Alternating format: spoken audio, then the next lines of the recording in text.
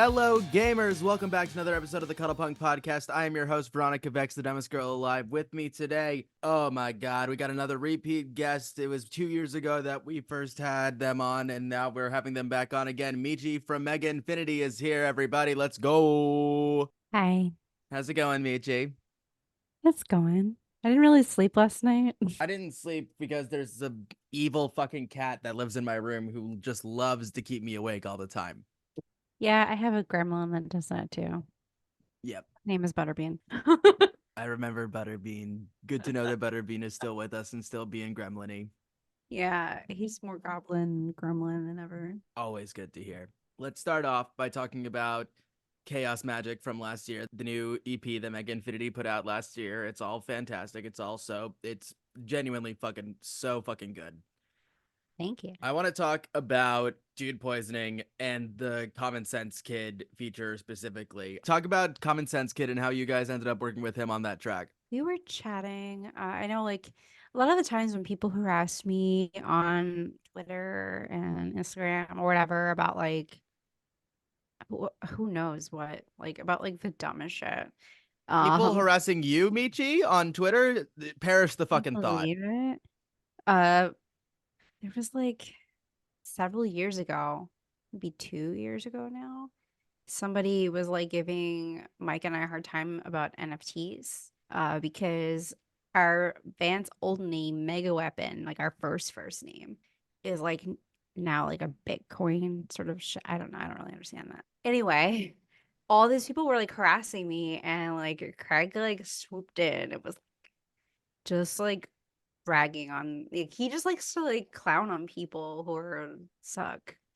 And so we would always talk about those kind of things like, oh, so and so did this. And he was working on a track of his own that was just kind of like about like alpha males sucking.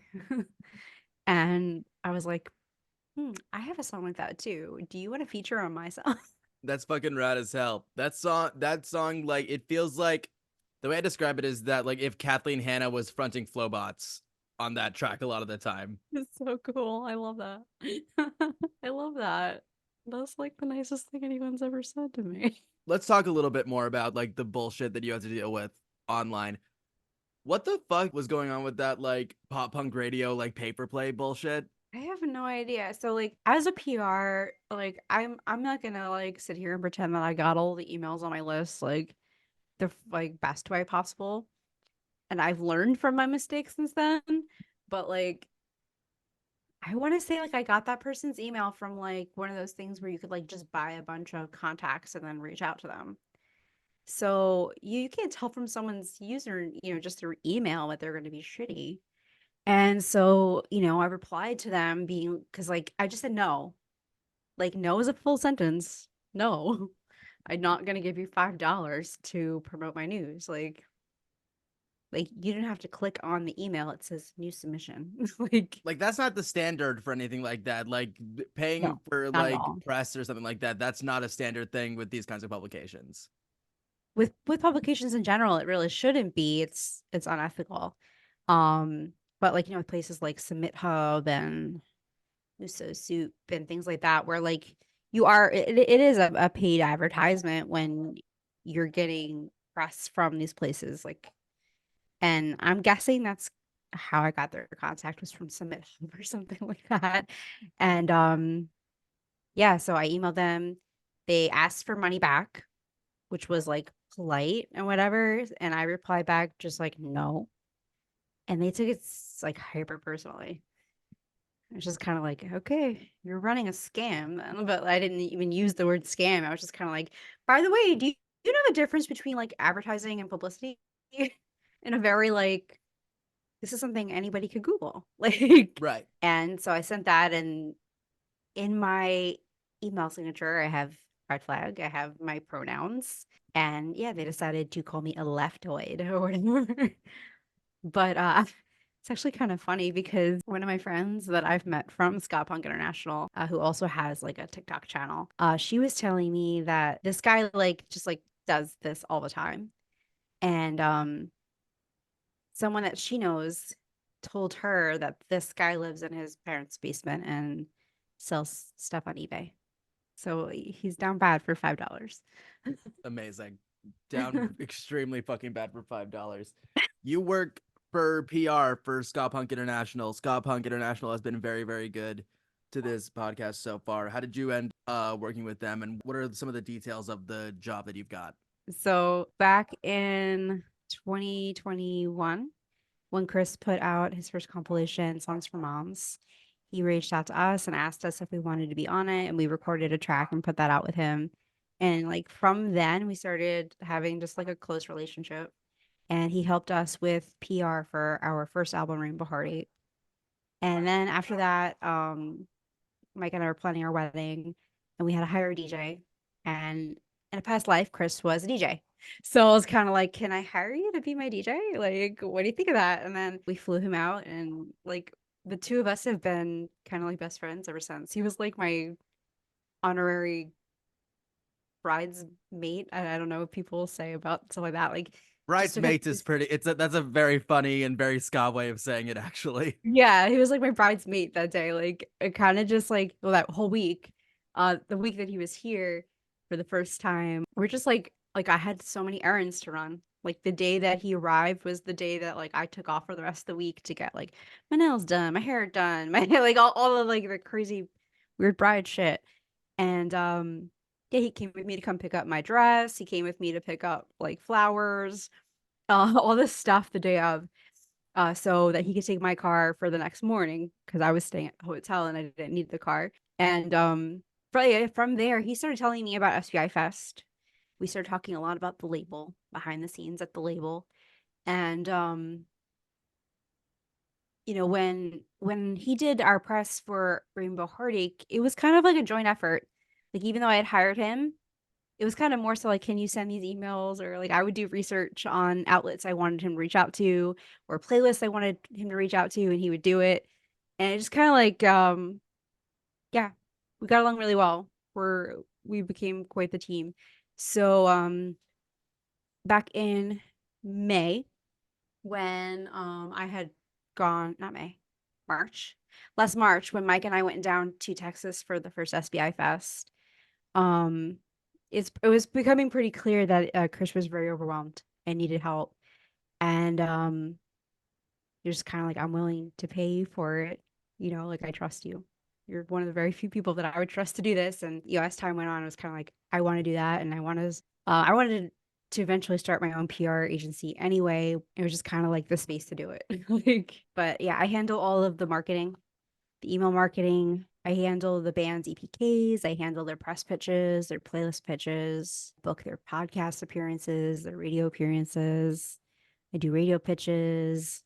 I just started handling social media marketing for not entirely, but just supporting Chris with it so he could have a little more time to do all the other work that he has to do for the label. And it's fun. I like doing it. I prefer to do it over any day job because it's just stuff that I'd be doing anyway for the band, just amplifying that for everybody else. That's awesome. This dude like asked us to record a song for a thing, and now I for him, and then he was like my maid of honor at my wedding and DJ'd and everything. That's the cool. That's DIY in a nutshell. Hold on, real quick. There's gremlining happening right now. Oh my goodness. Wyatt's gremlining right now. He seems upset for some reason. I don't quite know why. Just little I guy. think you could hear Butterbean barking in the background. I've got my earbuds in. I'm not sure how that would work out, but you know Oh, what? I think he can sense sorry. that there are other creatures about, just in general. He's got that evil gene to him. Let's talk about SPI Fest. SPI Fest is coming this May in Connecticut. Last time it happened, it was in Texas.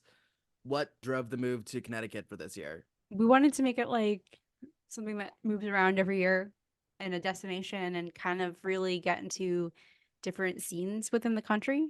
I have to say, like the actual hustle and bustle of South by Southwest was kind of part of the reason why I would say it moved and changed locations. Working with CT Scott Productions and kind of just getting into the scene in the Northeast area. One of the big announcements for SPI Fest has been Mutiny, the huge supergroup that's coming out of Ska Punk International. Is that Mutiny's first show? It is. It's Mutiny's record release show. Yep. Can we talk about Mutiny for a little bit and what a big like fucking deal they are? I am so happy to talk about Mutiny. So, at Supernova Ska Festival a few months ago, Voodoo Glow Skulls played, and Eric from Voodoo Glow Skulls was friends with Aaron from Power Up, and there was kind of like back and forth going on. Like Eric from Voodoo Glow Skulls played on Power Up's album, and they're just close friends. Like I would say Eric is like kind of a member of Power Up at this point. You know, who's going back and forth telling him about Chris Ruckus's manga and just everything going on. And they finally got together and got to talk to Chris and SPI at the Supernova Ska Festival. So that was super cool. And it was kind of like at that point, like knowing it was like this like weird big thing on the horizon because like Voodoo Glow Skulls and Death by Stereo are huge, like in comparison to Yeah, everything let's else. talk. Let's break for a second and talk about something real quick. I don't know if you had anything to do with this, but how the fuck are Voodoo Glow Skulls opening for Vampire Weekend? I have nothing to do with that. I have no idea. I think that I would be honest and say Ezra is obviously a ska fan, and a hardcore fan too. Actually, Of like I course. would say for sure, like that's probably he probably just put them on because he likes them and wanted them to play. I also feel like some of the other like choices they made were just big like fuck you, we're gonna do whatever the fuck we want. We're Vampire Weekend. Like in New York City, they're playing Madison Square Garden and they're having a Billy Joel tribute band open for them. Like That's insane. I feel like Ska Punk like really like broke down the doors of everybody acknowledging that Vampire Weekend is just a ska band. they really are. They've always have been.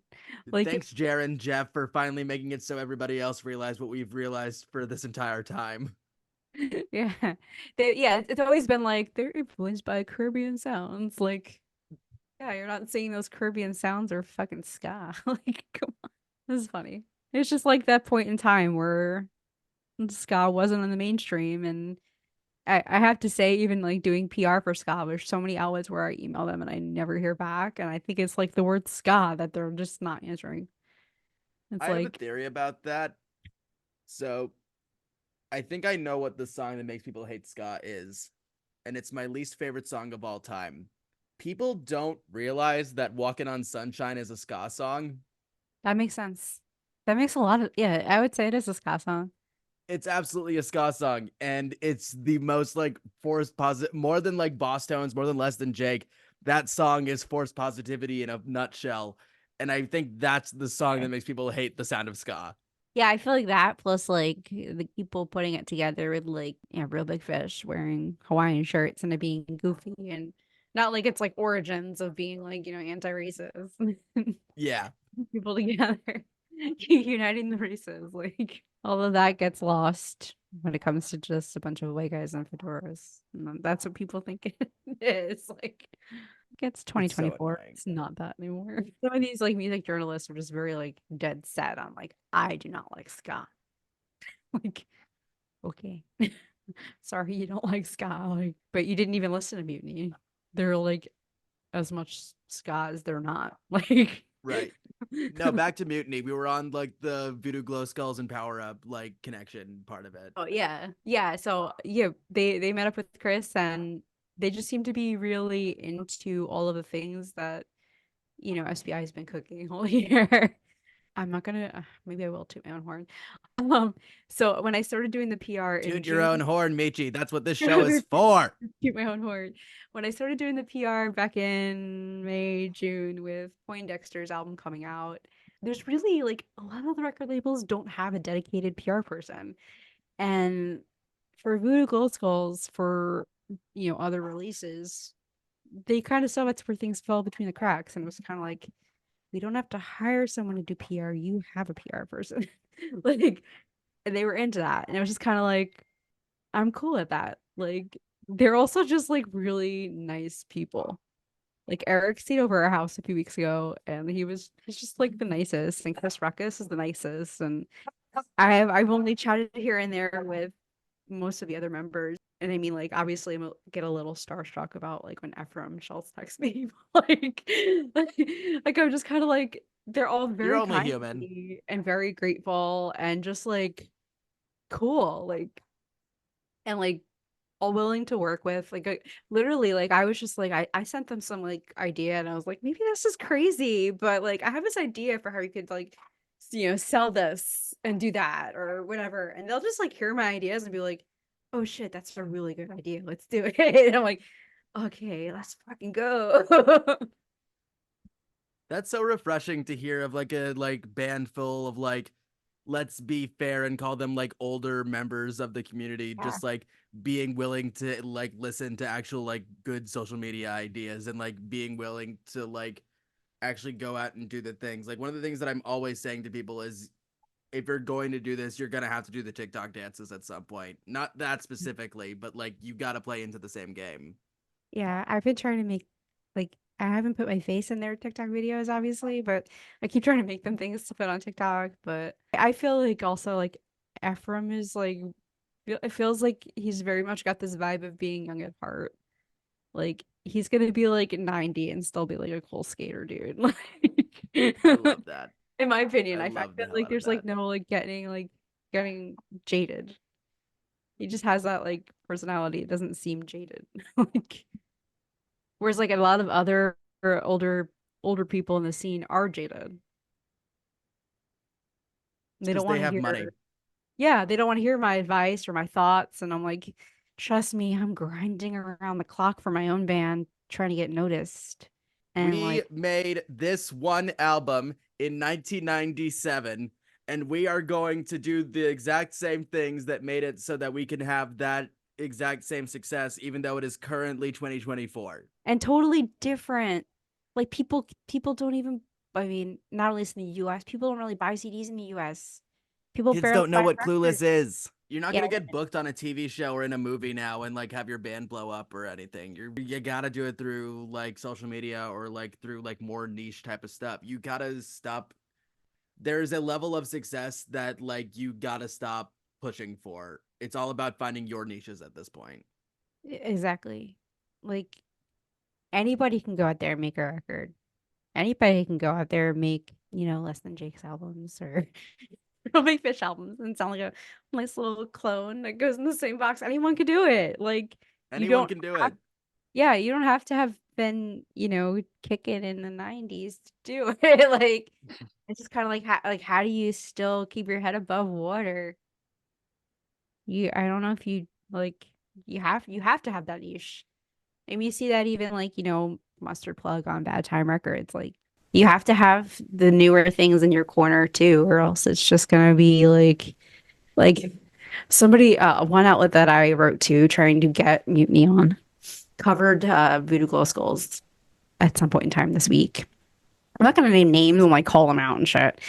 But like I messaged them every day on Instagram for a week kind of like, hey, members of Beautiful Skulls put out this new thing, and you just like covered Beautiful Skulls, and then like they also covered Manic Hispanic, which is one of Ephraim's other bands that plays like ska, and it's just kind of like you're putting all this stuff, and then like you don't want to hear the new stuff. Like I just want to know not to waste my time. Can you please answer me? Like, and they reply, and they're like, "This is my personal blog," and I'm like, "This is why you have like 90,000 comments of people going, Gwen Stefani isn't ska."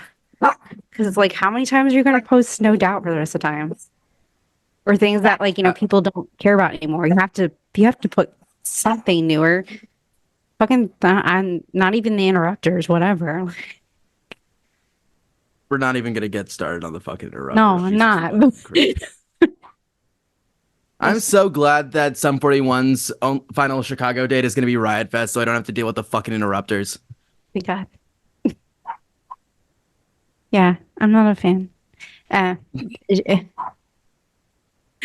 Well, that's what I love so much about stuff like Bad Time and SPI is that they are aware that it's like already a niche thing and they're leaning even harder into like the other niches of Yeah. that kind of stuff, like the video game side of things or like The manga. video games are No, we've got the anime.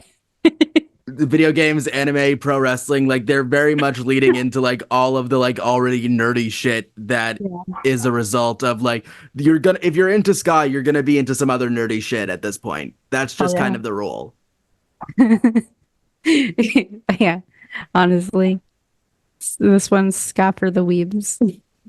I Stop for couldn't the believe Weeps is Dying Scene actually wrote amazing. that. That was so funny. That's really good. That's good. That's really fucking funny. Like, okay, it says Ska for Weebs. Sure, whatever, whatever. If that gets somebody to listen to it, I don't care.